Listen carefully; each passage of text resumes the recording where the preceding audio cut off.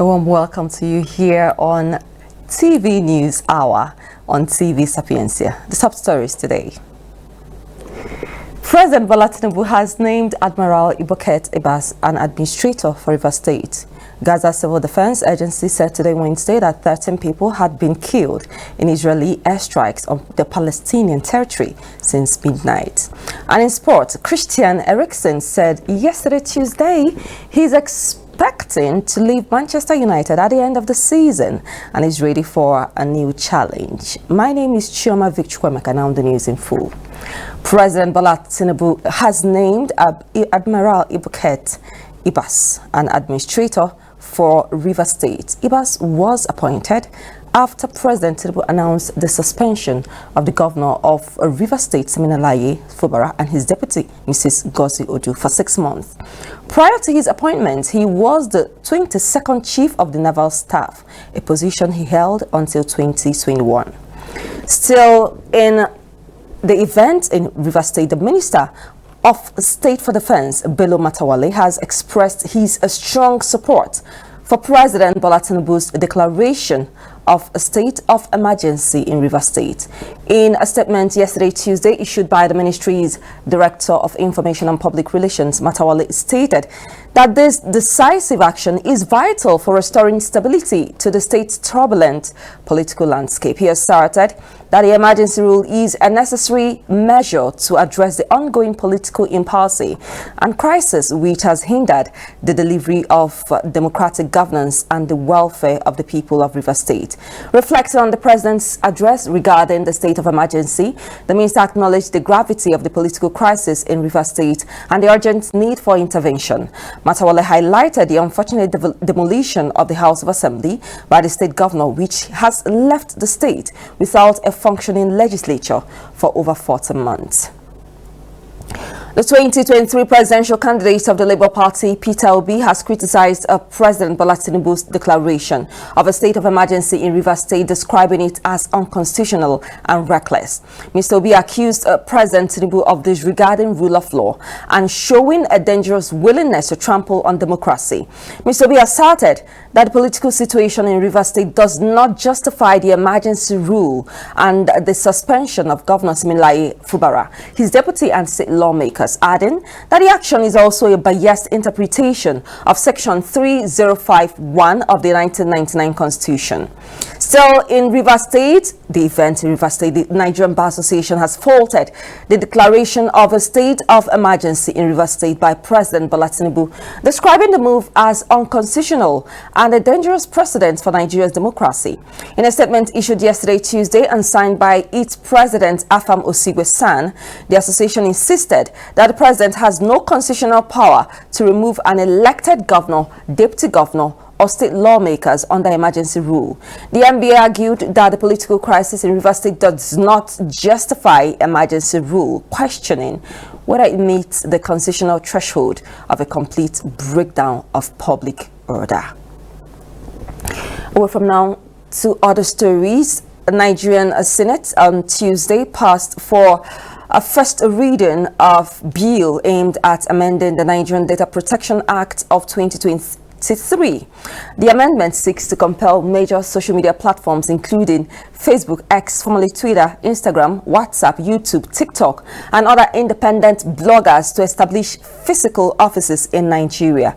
The bill is titled A Bill for an Act to amend the Nigerian Data Protection Act 2023, mandating the establishment of physical offices within the Federal Republic of Nigeria by social media platforms and for related matters 2025. It was introduced by Senator Ned Nwoko, a lawmaker from Delta State. Nwoko first presented the bill on November 21, 2024. The bill not only mandates that the social media platforms set up physical offices in Nigeria, but also seeks to regulate bloggers operating in the country. Suspended Kogi Central Senator Natasha Akpoti-Uduaghan yesterday, Tuesday, likened the Nigerian Senate to a secret society where lawmakers are too scared to voice contrary opinions to any issue raised by the Senate President, Godswill Akpabio. According to her, fellow senators have been intimidated to a level where there is palpable fear that they risk losing opportunities and privileges if they venture to disagree with certain decisions taken at the Red Chamber.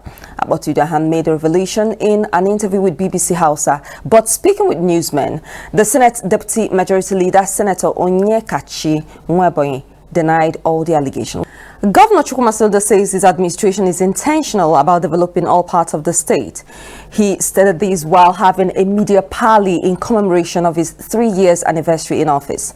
He also said his government has intentionally given more priorities to the hard-reach local government areas such as Oka North, where over 40 kilometers of road had been built, and Anambra West local government area. According to the governor, his administration is constructing 5 new general hospitals in Anambra North Senatorial District, including the Okpoko General Hospital commissioned recently, adding that hospitals will be equipped with world-class facilities.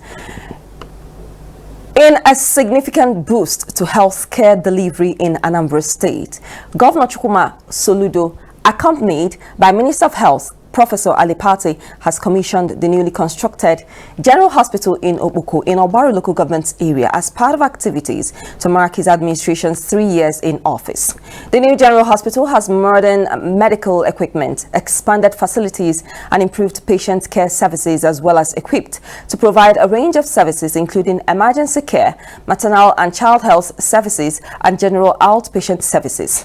Governor Soludo, who restates his administration's commitment to enhancing healthcare infrastructure throughout the state, said the project commissioning is a way of opening doors to better health, improved wellness, and a brighter future for the people. The Minister of Health, Professor Pate, who applauded what he described as an overwhelming transformation in Okpoko, said he had witnessed the area's slum condition and commended the governor for his visionary leadership style. Other projects inaugurated at the event included the silting of drainage channels and clearing of Sakamori Canal, solar-powered street lights, water project, and 15 kilometers road project. Libya yesterday, Tuesday, deported 177 Nigerian migrants, mostly women, as part of a voluntary repatriation program. The country's illegal migration control department said this. The group included 9 children and 8 infants. They said, adding that further repatriation flights were planned this week and that deportations would continue. Libya has been a major transit point for migrants seeking to cross the Mediterranean to Europe, particularly since the country descended into chaos following the 2011 overthrow of leader Muammar Gaddafi. On Monday, Libya Interior Minister Emrad Al urged the European Union and countries affected by migration flows from Libya to provide more support in curbing illegal migration. He said securing Libya's southern borders was key to addressing the issue rather than focusing solely on coastal monitoring, as emphasized by the EU. Gaza's civil defense agency said today, Wednesday, that 13 people had been killed in Israeli airstrikes on the Palestinian territory since midnight. Israel on Tuesday launched its most intense strikes in the Gaza Strip since a January 19 ceasefire between it and Palestinian militants, Hamas, ended more than 15 months of war. The bombardment, which came after the collapse of talks on extending the truce, killed more than 400 people, according to the health ministry in the Hamas-run territory. Israeli Prime Minister Benjamin Netanyahu warned late Tuesday that the strikes were only the beginning and that future negotiations with Hamas would take place only under fire. Well, from that, in sports, Christian Eriksen said on Tuesday he is expecting to leave Manchester United at the end of the season and is ready for a new challenge. The Danish midfielder has been in and out of the team since Ruben Amorim took charge last year, and his contract at Old Trafford expires in June. Eriksen, who suffered a cardiac arrest during the Max Euro 2020 game against Finland, has started Man United's last 2 Premier League matches, having not started in the league before then since December. Eriksen joined United in 2022 after a brief spell at Brentford. He had to leave previous club Inter Milan due to health regulations in Italy after being fitted with an implantable cardioverter defibrillator. Eriksen has made 99 appearances in all competitions for Man United, scoring 7 goals. Well, with our story, we wrap it up on this hour's News Hour. A quick reminder of our top stories. We told you that President Bola Tinubu has named Admiral Ibuket Ibas an administrator for Rivers State. Gaza Civil Defense Agency said today Wednesday that 30 people had been killed in Israeli airstrikes on the Palestinian territory since midnight. Christian Eriksen said on Tuesday he is expecting to leave Manchester United at the end of the season and is ready for a new challenge. Well, that's it on News Hour this hour on TV Sapiencia. My name is Chioma Vic-Chukwuemeka. Thank you for watching. Stay with us.